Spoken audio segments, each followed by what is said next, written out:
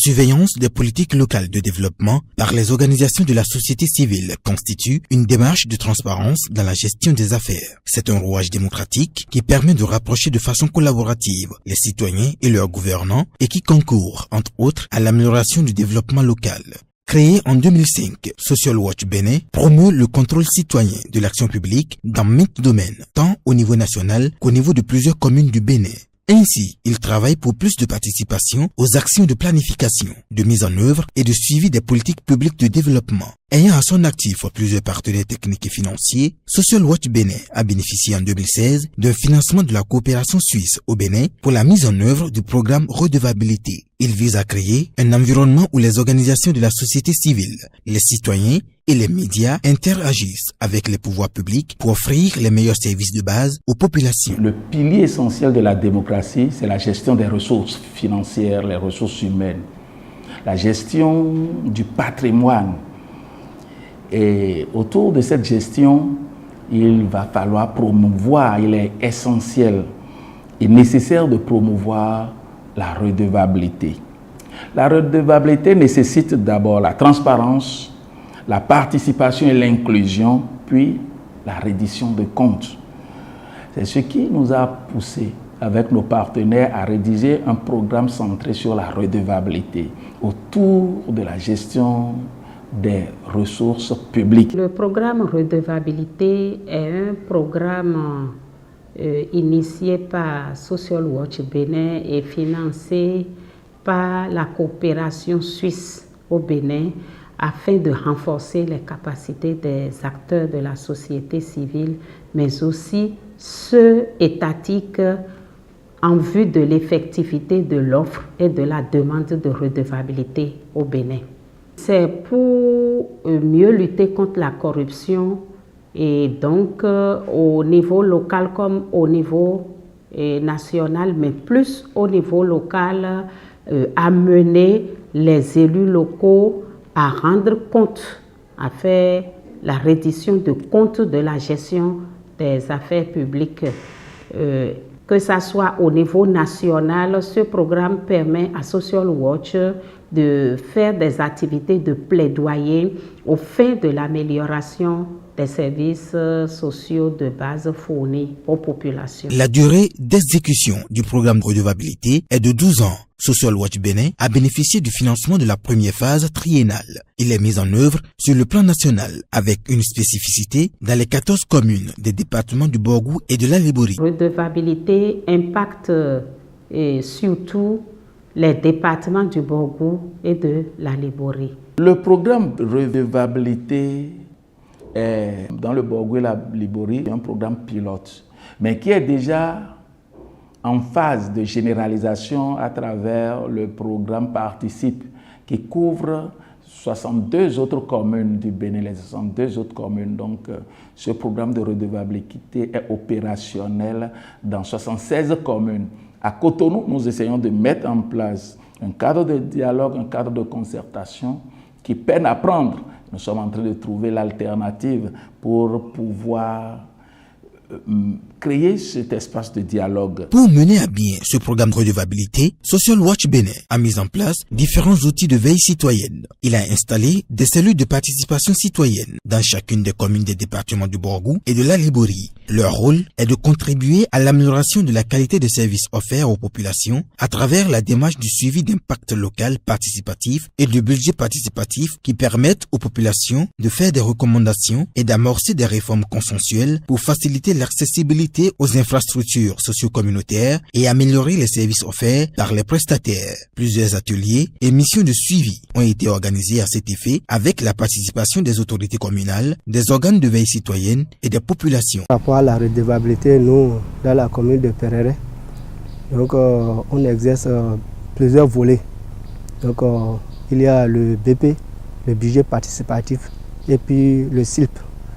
Après ces deux grands volets-là, il y a également des sensibilisations que nous menons sur le terrain par rapport à la mobilisation des ressources propres. Le BP, c'est un budget participatif.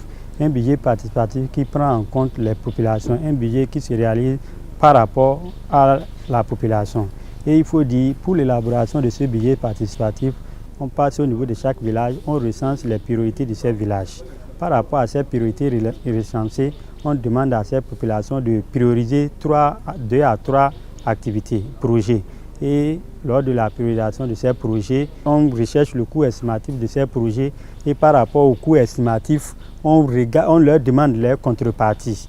Et on essaie aussi de quantifier la mobilisation des ressources de ces populations au niveau de la mairie. La cellule de participation citoyenne essaie de travailler en collaboration avec les acteurs du secteur éducatif pour veiller à la veille citoyenne en ce qui concerne tout ce qui est relatif à l'éducation des enfants. S'il y a par exemple une construction et qu'il faut veiller à ce que ça puisse évoluer normalement pour qu'il n'y ait pas des éléphants blancs. S'il y a par exemple des enfants qui n'ont pas des actes de naissance ou bien de quelques petites difficultés, on veille avec les membres de l'administration à ce que tout se normalise et que ces enfants par exemple aient les actes de naissance. C'est une veille citoyenne au niveau de la cellule pour pouvoir améliorer les conditions de vie ou conditions de travail des apprenants et même des enseignants. Ce sont quand même des organes de la société civile qui sont à l'intérieur de nos populations, qui sont avec nos populations et qui connaissent mieux que quiconque les différents problèmes de nos populations. Et par les différents canaux, ils essayent de nous informer. Ils essayent aussi d'attirer notre attention sur les activités que nous menons, sur par exemple la durabilité des différentes infrastructures que nous exécutons sur le terrain et aussi dans tous les domaines. Je dirais que la CPC, sinon Social Watch, nous accompagne d'une manière ou d'une autre pour l'atteinte des objectifs de développement de notre commune. Les différents outils de veille citoyenne mis en place par Social Watch Bénin ont favorisé la réalisation de plusieurs infrastructures socio-communautaires dans les communes cibles, notamment à Segbana, Banikwara, Perere et Ndali. Des points d'eau qui étaient gâtés, qui sont réparés. Nous avons la réfection du bâtiment d'une sage-femme, toujours dans le septentrion, bien entendu. La clôture d'une école à Segbana qui constitue une priorité des priorités de ces populations. Et comme la clôture est faite, ça permet à la population et même aux gouvernants de régler beaucoup de problèmes d'assainissement, de suivi de ces infrastructures. Donc les populations se sentent concernées, c'est leur chose et l'entretien est au point. Je remercie très sincèrement les membres de Social Work. Sincèrement, nous sommes très satisfaits parce que l'école était une école mère qui était isolée de la ville. Aujourd'hui, cette école s'est retrouvée en plein cœur de la ville. C'était des dépotoirs sauvages. Les gens déféquaient en désordre dans les latrines des élèves. Et c'était même la traversée des motos, des véhicules partout. Mais aujourd'hui, vu cette clôture, je pense que toutes ces traversées, tous ces dépotoirs sauvages sont supprimés, sont interdits. C'est-à-dire la population n'arrive plus, les femmes n'arrivent plus à mettre l'état d'ordure sur la cour de l'école. La traversée, tout est banni.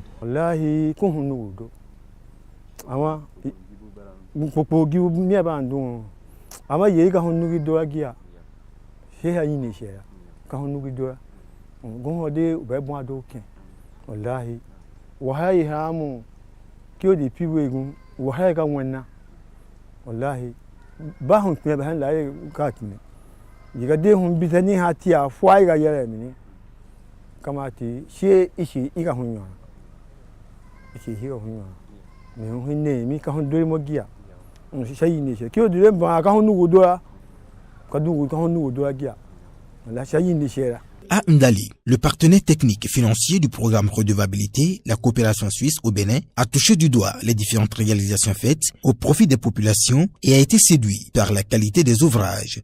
Cependant, notons que dans la mise en exécution de ce programme Redevabilité, plusieurs difficultés ont été rencontrés. La population ne s'intéresse pas à la gestion des ressources publiques.